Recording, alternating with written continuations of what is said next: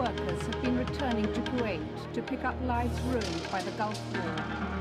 There aren't nearly as many of them as before the war, when foreigners made up more than 80% of Kuwait's workforce and outnumbered its local population. But their position now is more difficult. Asian workers gather in the shadow of bombed-out buildings. As foreigners, they are perhaps less welcome than they used to be. Kuwait wants to cut the number of its foreign workers, even though its economy depends on them. Iraq's invasion and occupation of Kuwait drove out tens of thousands of foreigners. They fled for their lives after spending years living and working in the emirate, drawn there by lucrative contracts. Their uprooting was a cruel and unexpected sideshow to the war. Less than a year later, some of the same people were already returning. They started coming back to rebuild the country and their livelihoods, despite Kuwait's vow to limit the number of foreigners in its midst.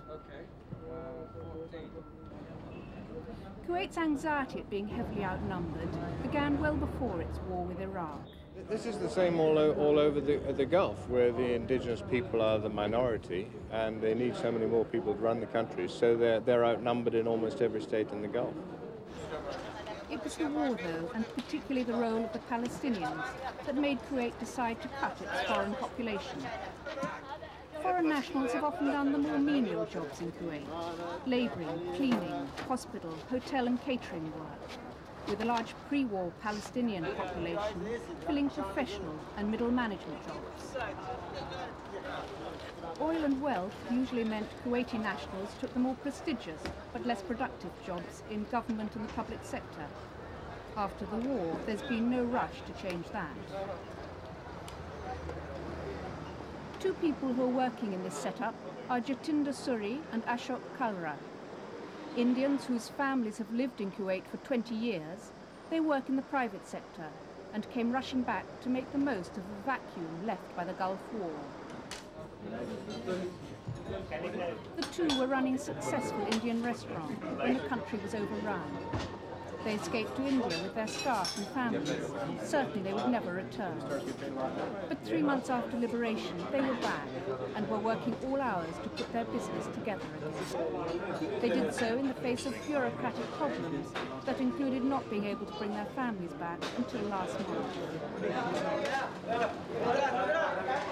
Ashok and Jatinder have opened the only specialist Indian restaurant in Kuwait, and after 5 years were catering to a large Indian, Arab and Western clientele.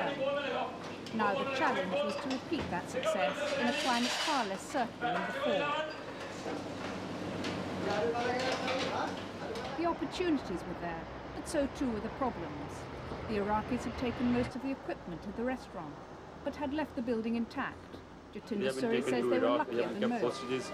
I have two friends who have a restaurant business and a car company. They have been ransacked and everything was stolen. And starting up again came from their Kuwaiti sponsor, AL-JUMAIAAN. He was the one who arranged their return from India. He obtained the necessary visas and licenses, an often lengthy process, and helped organize the cleaning and repainting of the restaurant. الآن تقريبا بدأنا نحضر جميع الفيز بالنسبة للعمال وبدأنا يعني بالنسبة سواء في الكويت أو بالنسبة لمحلنا وجميع المحلات في الكويت بدأت الآن تعود إلى الحياة عن طريق طبعا طلب الفيزا وأصبحت في نوع من التسهيل يعني.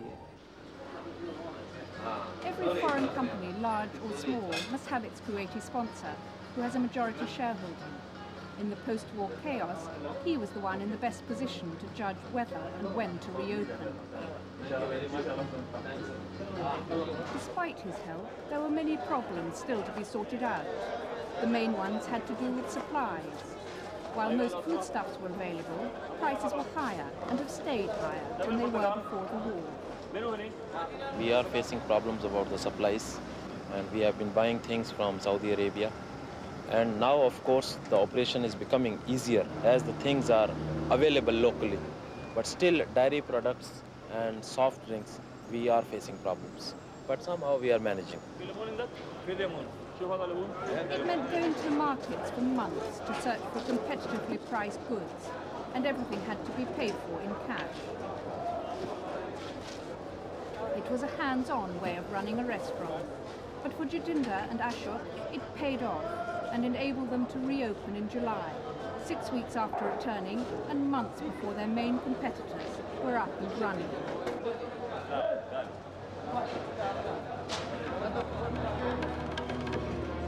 Jatinder and his brother-in-law say business now is better than ever.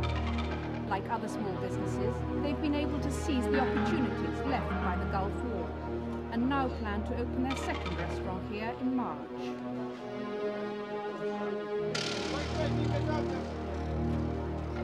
Other foreigners, like the Palestinians, have not been so lucky, seen by the Kuwaitis as a security threat because some of them collaborated in the war.